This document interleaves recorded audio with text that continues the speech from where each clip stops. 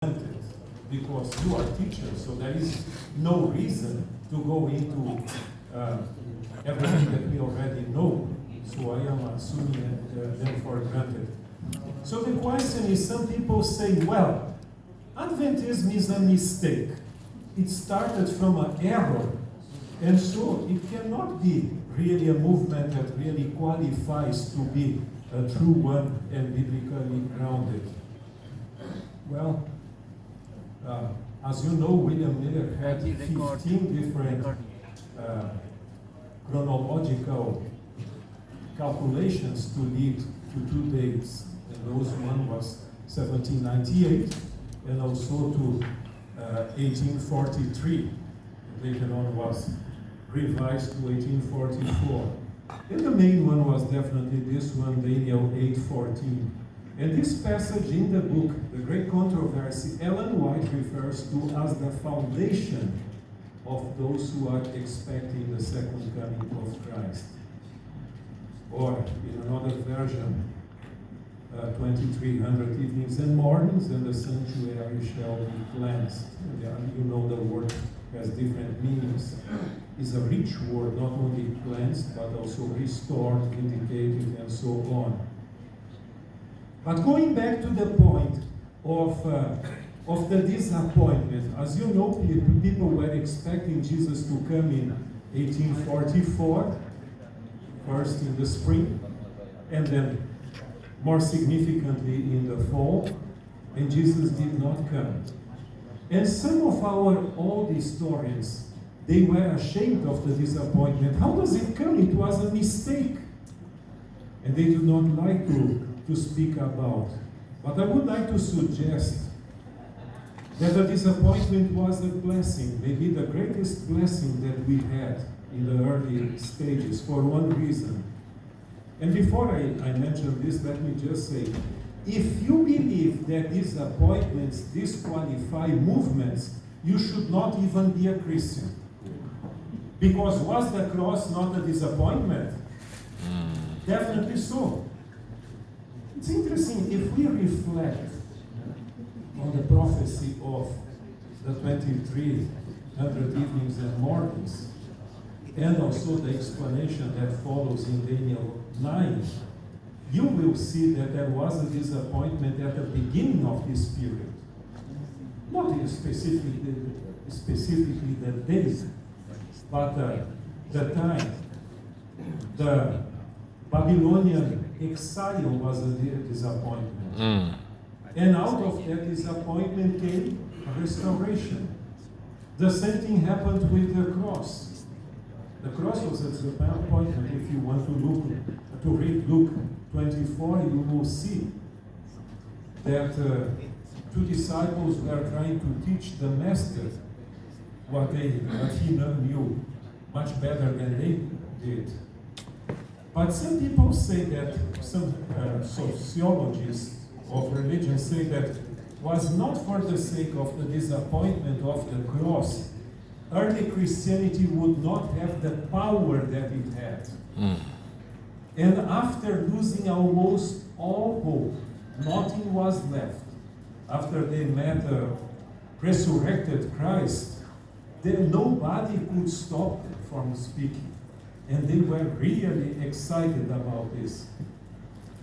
So, in the transition in Christ's heavenly ministry, you would not expect something different. There was a disappointment and a restoration as well. Disappointments can be a blessing in two ways.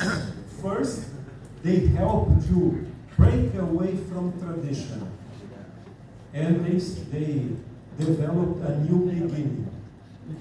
You know, just to illustrate it, let's suppose that I don't take care of my own health. I don't exercise, I do not sleep enough, I eat whatever I want, and so on. I don't care. Once I am at the hospital, almost to the point of dying, then the promises started. Lord, if you save me from this situation here, I would be willing to exercise, to sleep better, and even to be a vegetarian. Lord, if you want, I can even become vegan. But don't let my wife and my children be left without my presence at home. You know how it happens? Crisis and disappointments are blessings. And I believe that the disappointment of 1844 was a great blessing. So never say that the disappointment was a disaster, a shameful situation. And let me just point you to something else. There were 3 mistakes in our early history that can be considered blessings. The first one we already mentioned, the disappointment, and that led to a revision of the beliefs of our pioneers. And the second was the shut door theory. And some people, even I have in mind somebody from Sweden, who really spoke a lot about the shut door and wrote in Swedish on this topic and in English as well. But you know, from a practical and from a human perspective, was not the theory of the shut door or the theory of the no mission. We would never have the system of doctrines that our pioneers believed. I don't know what is your experience, but once in a while, the time when I used to teach at an undergraduate program in São Paulo, some students say, why should I spend 4 years here studying theology? I should go and fulfill the mission and to preach. But and my answer was the following. How can you go and preach if you don't have the message or the content? So the same thing was this. If they, after the disappointment, would already start immediately to preach, what message would they have to preach? So the Lord allowed it, in a certain sense, the shut door or the no mission emphasis of the pioneers, for them to study the Bible and to come with a nice system of doctrines. And what happened at that time? Being disappointed, not knowing really what happened in 1844, our pioneers decided to study the Bible to find the answer to the disappointment. And while they were studying the Bible to find the answer to the disappointment, they found answers to many questions that they not even raised before. And that generated a whole system of restoration of truth. And the results, you know, a wonderful connected system of doctrines.